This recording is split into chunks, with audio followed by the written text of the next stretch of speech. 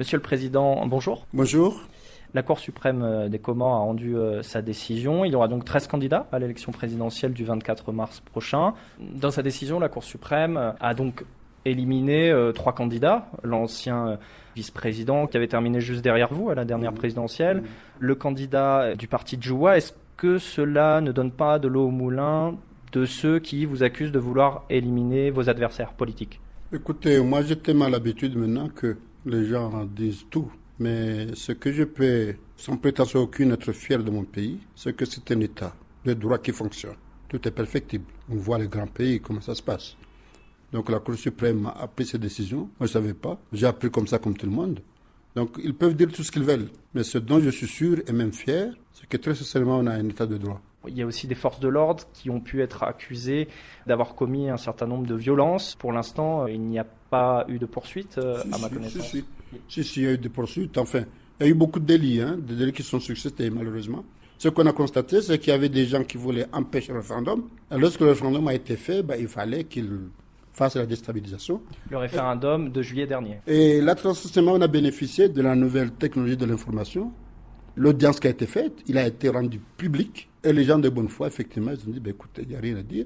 Donc, tous ceux qui ont été emprisonnés, été condamnés, on dit prison politique, parce qu'il est politique. Mais s'il était agriculteur, on ne dirait pas prison agriculteur. Mais néanmoins, effectivement, il y a eu les événements d'Anjouan, l'insurrection d'Anjouan. Ce dossier-là n'est pas encore traité. Mais certains opposants vous objectent qu'on peut avoir le sentiment que certaines poursuites sont accélérées quand certaines personnes parlent publiquement contre votre autorité ou ont des velléités de se présenter contre vous. Ils peuvent dire ce qu'ils veulent, mais vous savez, l'enquête a été ouverte, donc la Cour suprême de l'État, il a suivi sa procédure, comment elle travaille. On a attiré toutes les leçons de ce qui se passe, soit dans notre environnement ou dans le monde, pour essayer d'avoir un climat à même, effectivement, de convaincre les opérateurs économiques, quand ils viennent, ils savent qu'ils sont dans un pays de droit, s'il y a un problème, c'est le droit qui va parler. Et justement, en parlant d'économie, Monsieur le Président, c'était l'une de vos grandes promesses de campagne.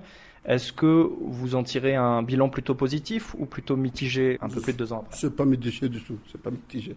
Malheureusement, on vit une malhonnêteté intellectuelle qui dépasse les limites. Mais je vais vous donner un petit exemple. On est arrivé en 2016, la croissance était de 0. En 2018, il est de 3. Mais cette année 2019, on va monter à 4, voire même plus. Les preuves sont là. Vous savez, on a vécu 10 ans sans électricité. Et là, on a été obligé d'aller acheter des moteurs, les faire venir par bateau, vu l'urgence. Votre objectif, c'est d'être réélu dès le premier tour. Vous pensez que la population vous soutient? J'espère que le ciel est ouvert quand vous dites ça. Vous voyez, c'est mon objectif.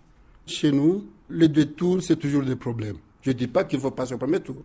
Mais très sincèrement, j'espère passer au premier tour. Parce qu'effectivement, ça prouve que le peuple commun me fait confiance. Mais aussi, ça évite les problèmes. Et c'est le coût aussi. Parce qu'un scrutin, c'est nous qui le finançons à finance propre. Vous avez annoncé publiquement que vous étiez pour les observateurs, pour qu'ils viennent observer cette élection, ce qui veut dire que si jamais des critiques se font jour, vous vous obligez à les accepter. Tout à fait. Pas les critiques, je vais accepter le droit. C'est moi qui suis allé aux Nations Unies, à la Ligue arabe, à l'Union africaine, à la CEI, pour leur dire de venir, ils sont venus. Je les appelais au référendum, malheureusement ils ne sont pas venus. Mais cette fois-ci, je les appelle. Et j'ai besoin d'eux. Parce que moi, je vais faire mon effort pour que ça se passe bien, mais on est des humains. Mais eux, ils vont nous corriger.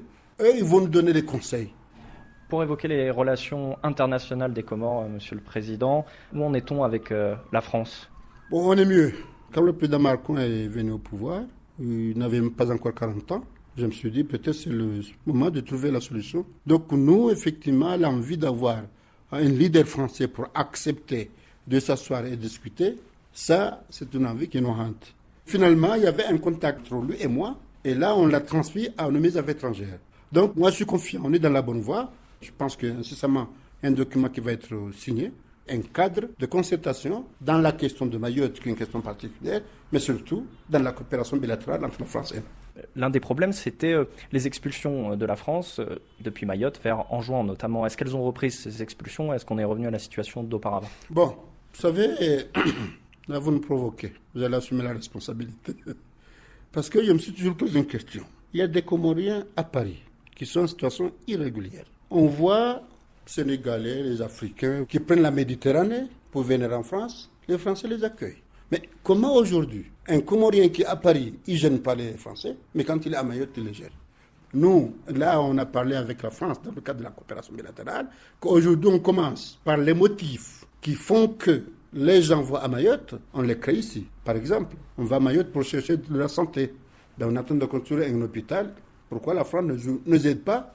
Et pourquoi pas nous aider à former les jeunes, à aller dans la création d'emplois? Parce que les Mahorais en ont besoin.